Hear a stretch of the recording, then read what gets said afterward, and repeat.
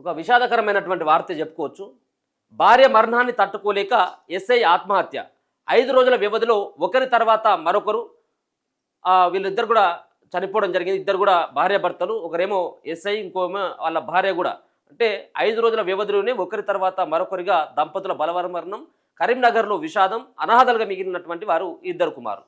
చాలా గొప్ప ఉద్యోగం చేస్తున్నాడు ఎస్ఐగా.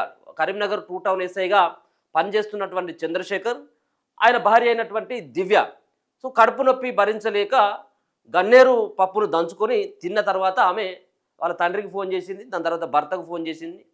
సో డ్యూటీలో ఉన్నటువంటి భర్త సైతం కూడా ఊటాహూటిన ఇంటికి రాగానే అపస్మారక స్థితిలోకి వెళ్ళిపోయినటువంటి తన భార్య అయినటువంటి దివ్యని హాస్పిటల్కి తరలించలోగా ఆమె చనిపోయింది. దాని తర్వాత 5 రోజుల వ్యవధిలోనే, అంటే నిన్న 5 రోజుల కార్యక్రమం అంతా అయిపోయిన తర్వాత ఎస్ఐ బట్టలు మార్చుకోవడానికి రూమ్లోకి వెళ్ళిండు. 2-3 గంటలైనా కానీ బయటికి రాకపోవడంతో ఏంటిదని చెప్పేసి కిటికీకి వెళ్ళి చూస్తే ఆయన కూడా చంద్రశేఖర్ ఎస్ఐ కూడా ఫ్యాన్ కూరేసుకొని ఆయన కూడా చచ్చిపోయాడు. సో ఇక్కడ చాలా రకాలైనటువంటి నాటకీయ పరిణామాలు కూడా చోటు చేసుకున్నాయి. ఏది ఆమె చనిపోయినప్పుడు, దివ్య చనిపోయిన రోజు ఏమైందంటే ఆ దివ్య మరణం పైన అనేక రకాలైనటువంటి అనుమానాలు ఉన్నాయి. ఈ యొక్క దివ్యను ఇబ్బంది పెట్టి చంపింది భర్త అయినటువంటి చంద్రశేఖర్ అని చెప్పేసి ఆ గ్రామస్తులు కానీ బంధువులు కానీ కొంత ఆందోళన చేసిండ్రు. ఏది ఆ అంతిమ యాత్ర సందర్భంగా. మొత్తానికి ఆయన చివరి వరకు కూడా లేడు. ఏది అంతిమ యాత్ర చివరి వరకు అంటే అక్కడ కాల్ చేసే వరకు లేకపోతే పూర్తి చేసే అక్కడ వరకు కూడా ఆయన లేడు. రానియలేదు చాలామంది ఆయనను. అంటే ఈ అనుమానం వ్యక్తం చేయడం జరిగింది ఆయన పైన. సో అవమానం భరించలేక ఆయన ఊరేసుకుని చనిపోయినట్టుగా వార్తలు అయితే వస్తూ ఉన్నాయి. ఆ వార్త కూడా కనపడతా ఉంది. సో చూద్దాం. ఇల్లంతకుంట ఆయన పోలీసు విధి నిర్వహణలో భాగంగా ఆయన ఎన్నో నేరాలు ఘోరాలను చూసి ఉంటారు. అయితేనే తన జీవితంలో సగమైన భార్య ఆత్మహత్య చేసుకోవడాన్ని మాత్రం తట్టుకోలేకపోయారు. భార్య లేని లోకంలో ఉండలేక ఆమె తనని వదిలి వెళ్ళి రోజులు గడవక ముందే ఆత్మహత్య చేసుకొని తాను ఈ లోకాన్ని వీడారు. 5 రోజుల క్రితం భార్యను కోల్పోయిన కరీంనగర్ 2 టౌన్ ఎస్ఐ దేశ్ చంద్రశేఖర్ శనివారం బలవర మరణానికి పాల్పడ్డారు. రోజుల వ్యవధిలోనే ఎస్ఐ దంపతులు ఆత్మహత్య చేసుకోగా వారి కుమారులు ఇద్దరు ఇప్పుడు అనాథలుగా మిగిలారు. కరీంనగర్ జిల్లా ఇల్లంతకుంట మండలంలోని సీతంపేటకు చెందినటువంటి తెడ్ల దివ్య, భూపాలపల్లికి చెందినటువంటి దేశ్ చంద్రశేఖర్కి 2016లో వివాహమైంది.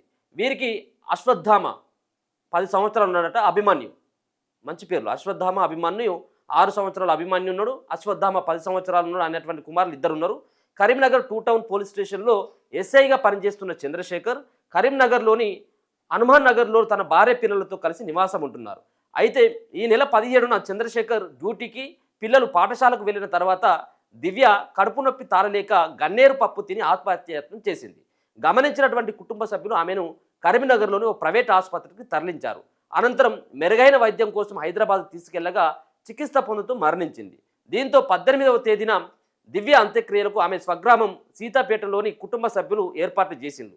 అయితే దివ్య మరణం విషయంలో చంద్రశేఖర్ పాత్రపై అనుమానం వ్యక్తం చేసిన ఆ గ్రామ ప్రజలు అంత్యక్రియల్లో పాల్గొనకుండా చంద్రశేఖర్ను అడ్డుకున్నారు. గ్రామ ప్రజలకు నచ్చజెప్పిన దివ్య తండ్రి తన అల్లుడు చంద్రశేఖర్ను ఇంట్లోకి పంపించేశారు. అంత్యక్రియ అనంతరం తిరిగి కరీంనగర్ చేరుకున్న చంద్రశేఖర్ గురువారం తిరిగి సీతంపేట వెళ్లారు. నాటి నుంచి అత్తగారింట్లోనే ఉంటున్నారు. సీతంపేటలోని శనివారం నిర్వహించిన దివ్య అంతిమ కార్యక్రమాల్లో పాల్గొన్న తర్వాత దుస్తులు మార్చుకుంటానని చెప్పి గదిలోకి వెళ్ళిన చంద్రశేఖర్ తలుపులు వేసుకున్నారు. ఎంతసేపైనా తండ్రి బయటకు రాకపోవడంతో పిల్లలు వెళ్ళి తలుపు కొట్టారు. ఎంతకీ తలుపులు తీయకపోవడంతో కుటుంబ సభ్యులు కిటికీల నుంచి చూడగా చంద్రశేఖర్ గదిలోకి ఫ్యాన్కు ఊరేసుకొని కనిపించారు. వెంటనే తలుపులు పగలగొట్టి జమ్మికుంటలోని ఓ ప్రైవేట్ ఆసుపత్రికి తరలించగా ఆయన అప్పటికే మృతి చెందినట్టు వైద్యులు తెలిపారు. దివ్య చనిపోయినప్పటి నుంచి చంద్రశేఖర్ ముభావంగా ఉంటున్నారని కుటుంబ సభ్యులు చెబుతున్నారు. ఇప్పుడు ఆమె చనిపోయింది, ఎస్ఐ చనిపోయిండు, ఎస్ఐ భార్య కూడా చనిపోయింది. సో ఇప్పుడు ఏమైంది, పిల్లలు అనాథాలుగా మిగిలిపోయారు. ఇప్పుడు ఎంతో సంబంధించిన వృత్తిలో కొంచెం ధైర్యంగా ఉండాల్సినటువంటి వ్యక్తి అయినటువంటి ఎస్ఐ అంటే ఫేస్ చేయాలి. ఏమన్నా ముందట ఏమన్నా ఇంకేమైనా అవమానాలు వచ్చినా లేకపోతే అనుమానాలు ఉన్నా వీటన్నిటి కూడా ధైర్యంగా ముంగోడు ఫేస్ చేయాల్సినటువంటి వృత్తిలో ఉన్నటువంటి వ్యక్తి ఒక పోలీస్ ఆఫీసర్. సరే ఏదేమైనప్పుడు కూడా భార్య లేదన్నటువంటి ఎందుకంటే జస్ట్ ఆయనకు 33 ఉన్నట్టున్నాయి. సో ఇద్దరు పిల్లలు కూడా ఉన్నారు. సో ఎప్పుడు కూడా కళ్ళ ముందు ఉండాల్సినటువంటి భార్య కనిపించకపోవడం కావచ్చు.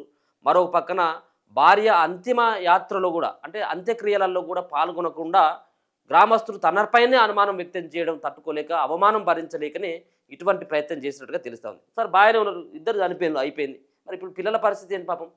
ఇప్పుడు ఆలోచించాల్సినటువంటి ఏజ్లో ఉన్నటువంటి వాళ్ళు, చిన్నపిల్లలు ఏమైతే కాదు కదా, మంచి ఒక వృత్తిలో ఉన్నటువంటి వాళ్ళు, ఆర్థిక లోటు ఏమీ లేదు. సో ఆరోగ్య సమస్యలు అవి కడుపు నొప్పి ఇంకేమైనా ఉన్నట్టయితే ఒకవేళ మంచి హాస్పిటల్కి పోయినా కానీ బాగుండేది కదా. కడుపు నొప్పి భరించలేకనే గన్నేరు పప్పు తిని చనిపోవాల్సినటువంటి అవసరం ఏమున్నది? సరే ఉద్యోగరీత్యా భర్త కూడా ఉద్యోగం చేస్తూ ఉన్నాడు, ఒక మంచి ఫ్యామిలీ కదా. ఆమె మరి ఆలోచించకుండానే, ఆమె పిల్లలు కూడా ఉన్నారు అని చెప్పేసి ఆలోచించకుండా, భర్త ఏమైపోతాడో అని చెప్పేసి ఆమె ఆలోచించకుండా ఆమె గన్నేరు పప్పు తిని ఆమె చనిపోయింది. ఇక భార్య లేదు కదా అన్నటువంటి ఉద్దేశంతో భార్య అంతిమ యాత్రలు కూడా నేను పాల్గొనలేదు, చివరి చూపు కూడా నాకు దక్కలేదు అన్నటువంటి ఉద్దేశంతో ఆయన అవమానం భరించలేక ఆయనే ఫ్యాన్ కూరేసుకొని చనిపోయాడు. సో ఇక్కడ ముఖ్యంగా కూడా వాళ్ళ చంద్రశేఖర్కు సంబంధించిన మామ అంటే దివ్య వాళ్ళ తండ్రి కూడా తన అల్లుల పైన చాలా నమ్మకం ఉన్నది. తన అల్లుడు ఏం పని చేయలేదు, తన అల్లుడు తన కూతురు చావుకు ఎలాంటి కారణం కూడా కాదు అని పోలీస్ స్టేషన్లో ఆయన కూడా ఫిర్యాదు చేసిండు. ఏమని? తన కూతురు సైతం కూడా ఆమె గన్నేరు పప్పు తిన్నా నేను కడుపు నొప్పి భరించలేకనే అని చెప్పేసి నాకు కూడా ఫోన్ చేసి చెప్పిందని పోలీసులు కూడా, మామ కూడా ఎక్కడ కూడా అనుమానం వ్యక్తం చేయలేదు. అనుమానం వ్యక్తం చేసింది ఎవరు అంటే గ్రామస్తులు మాత్రమే. సీతంపేటలో ఉన్నటువంటి గ్రామస్తులే చంద్రశేఖర్ పైన అనుమానం వ్యక్తం చేసింది. ఎందుకంటే మంచి కుటుంబం ఉన్నది, అలాగే కడుపు నొప్పి భరించలేకనే ఆమె తిని చనిపోవాల్సినటువంటి అవసరం ఆమెకి లేదు, భర్త ఏమైనా హింసించుండు కావచ్చు, నువ్వే దీనికి కారణం అని చెప్పేసి నేరుగా చంద్రశేఖర్ ఎవరైతే ఉన్నారో చంద్రశేఖర్ ముందటనే వాళ్ళు తిట్టడం జరిగింది, అవమానించడం జరిగింది. కాబట్టి ఆ అవమానాన్ని భరించలేక 5 రోజుల వ్యవధిలోనే, భార్య చనిపోయినాక ఇక దినాలు కూడా కాలేదు, 5 రోజుల వ్యవధిలోనే భర్త కూడా ఆత్మహత్య చేసుకున్నాడు. అప్పుడు ఆ పిల్లలంతా కూడా అనాథలుగా అయిపోయింది.